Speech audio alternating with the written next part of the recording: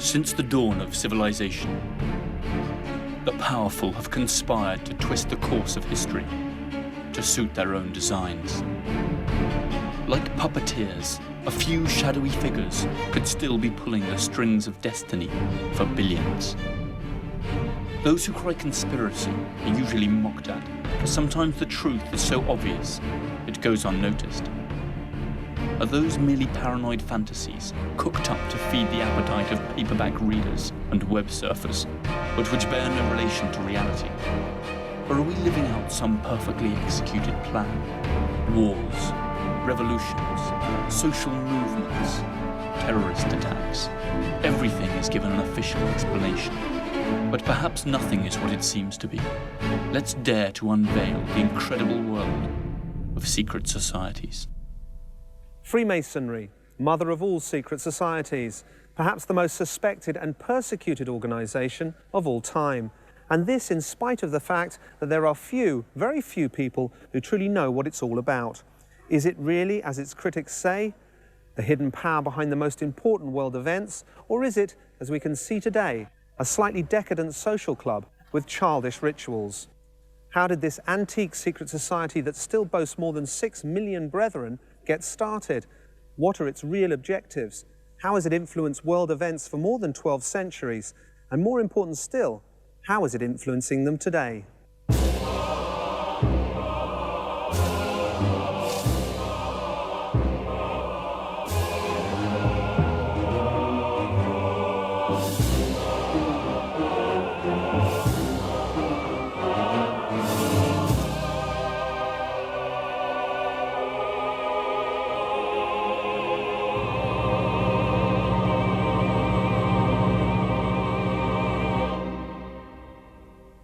Freemasonry defines itself as an innocent fraternity whose primary objectives is to seek the welfare of humanity through the spiritual elevation of its members. But for its critics, it's just a gigantic pyramid of manipulators with the secret objective of world domination, with unwritten codes of silence and cooperation reminiscent of the mafia. So who's right? A swift perusal of the history of Freemasonry brings to light certain disquieting characteristics. Its impenetrable secrecy, the severity of the penalties for those who break their oaths, the general public's ignorance of its true reach, influence, and real purposes, and most disturbing of all, its obvious participation in many of the key events that have changed the course of history over the last few centuries. Secret rituals, obscure symbolism, mysterious objectives, qualities made an easy target, mainly by its arch-enemy, the Roman Catholic Church. And one wonders, are these real reasons to fear Freemasonry? Or is it all just a matter of groundless accusations, mere incomprehension and prejudice against enlightenment? Why do the Freemasons still maintain such secrecy if they have nothing to hide? So how did it all begin? The origins of Freemasonry go back to the 7th century, when it was founded as a guild of builders, bricklayers and stonemasons, who tried to keep secret their technical knowledge in order to protect their livelihoods. These masons were not the construction workers we might picture today, but technical and artistic masters that could undertake the most prestigious constructions at a time when building technology was limited to a set square, a plumb line, and little else. The original Masons built cathedrals and castles that endured for centuries, surviving wars, earthquakes, time. To the common people of those times, such technical accomplishments endowed the Masons with almost magical powers, powers that had to be kept secret to outsiders. Thin columns that still hold graceful, ogival arches with narrow ribs, towers of hitherto unimaginable heights that scrape the heavens and inspire God-fearing veneration. Chambers with perfect acoustics and overhanging gargoyles to scare away evil spirits. Ratios of strength, beauty, and proportion that even today surprise engineers and mathematicians. The extraordinary knowledge and skills of these men constituted the best-kept secret of all time. The development of projects would take generations to complete, and the accompanying know-how was passed down from father to son, from teacher to apprentice. The full preparation of an apprentice took 7 years and began when he was only 12. After the first 3 years, there was an initiation ritual, and certain codes and symbols were revealed to him. Upon completing the 7th year, he would graduate as a Fellow of the Craft. Only years later would he qualify as a Master Mason. Freemasonry soon acquired a spiritual and ideological dimension that clashed with the value system of its time. This made it the perfect organization to host ideas considered dangerous, ideas that needed to be kept secret at all costs. This earliest manifestation of Masonry is known as operative Masonry, since its members were active builders. Though the society was born in the Middle Ages, Masons were inspired by much older secret societies, some dating from pre-Christian times. Secret societies have existed since the dawn of civilization. They were formed in order to preserve and defend knowledge that afforded power, and to transmit and maintain ideas that offended the powers that be, ideas whose free and open expression might have brought down a death sentence upon a person who simply dared to utter them. A good example was the Pythagoreans, who were organized like a secret society. Pythagoras was a philosopher who lived in Greece in the 6th century BC, and his discoveries had immense influence on Masonic thought.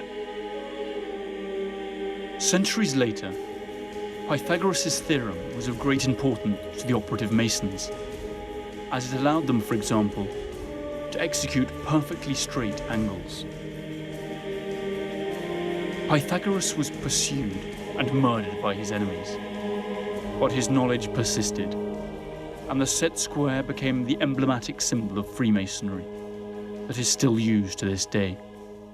Operative Masons clearly despise what the clergy had become just a few centuries after the death of Christ.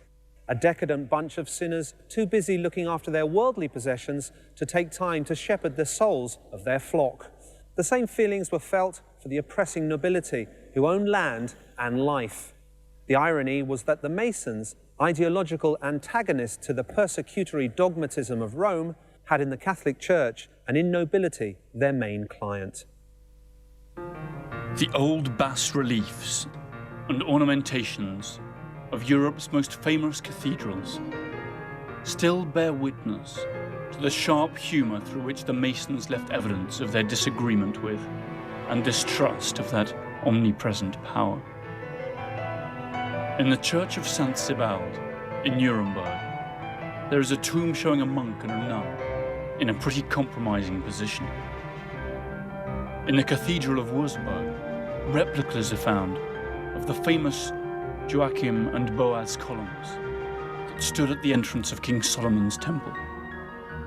They are fundamental symbols of Masonry, together with Hiram Abiff, the mythological builder of King Solomon's temple, who was murdered because of his refusal to reveal the secret of his art.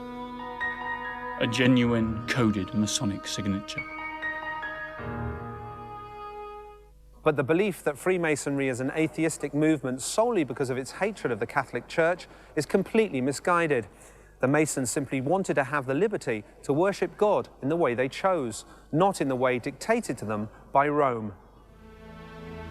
To be accepted into the Brotherhood, every Mason must believe in a unique supreme being, no matter who it is. To accommodate for different beliefs, and in line with their origins as builders, Masons have come to call this being Gao, or Gaotu, great architect of the universe. Its symbol, the all-seeing eye, is inspired by the Egyptian eye of Horus. The Regius manuscript on display at the British Museum is an anonymous poem on the subject of moral duties and is dated around 1390. It is the oldest known Masonic document written in poetry and lists 15 commandments, among which can be read, to be honest and speak true, not to steal or protect thieves or murderers, to be wise and strong, and to be able to do all jobs, not to speak evil of the work of other masters, to teach the apprentices that their art is always worthy, to conceal neither falsehoods nor others in sin. The feudal age came to a close, and the Catholic Church stopped being the Masons' major client. It was then that this original guild of spiritually free bricklayers turned into a powerful and influential secret society, open to all men who wanted to accept its rules and would take an oath to keep its secrets. It was called Freemasonry, or Free and Accepted Masons. Soon it would be the key protagonist in some of the most important events in history. Let's recap. Far from being an ignorant association of superstitious bricklayers, the original operative Masons were upholders of ideals of liberty that naturally brought them into conflict with those who were both their best clients and their oppressors, the Catholic Church and the European monarchies. Over time, they evolved into a powerful secret society that attracted some of the most influential figures in history and came to be known as the Freemasonry, or Free and Accepted Masons, a secret society that still operates today. The name Free and Accepted Masons was born when the original operative Masonry transformed itself into a wider secret society in a period that lasted from the end of the Middle Ages to the Renaissance. Free makes reference to the fact that no slave or bondsman could join, and accepted implies that the member is accepted despite not being a builder. Though the structure and ceremonial rites of the original Masons has remained shrouded in secrecy, it is known that they were based on the Egyptian liturgy of sacerdotal initiation, the death and resurrection of Osiris, the renunciation of the indifference to a previous life. Above all, Freemasonry expects its brethren to die spiritually and be reborn as new, superior men. Even today, these original rituals are repeated in an almost identical fashion. First, the profane is led to the chamber of reflection, a room painted black, with a table, a stool and a desk. Upon the table there is a jug of water, some bread and 2 cups, one filled with sulphur, the other with salt. On the walls are the symbols: the sickle, the sand clock, the rooster, and the letters V, I, T, R, I, O, L, which is an acronym for the Latin alchemical phrase Visita interiore, terrae rectificando in vienes occultum lapidum. Visit the interior parts of the earth. By rectification thou shalt find the hidden stone. An invitation to an inner search of the depths of the human soul, in silence and meditation. The profane answers the questions: what does man owe to God? What does man owe to himself? What does man owe to others? And he draws his last will. Blindfolded, the candidate is divested of all metallic substances, since metal represents civilization, and stands neither naked nor clothed, and similarly with his right leg uncovered as a sign of humility. His left shoe is removed, also a sign of humility, and a cable tow is placed round his neck as a symbol of what binds him to the profane world.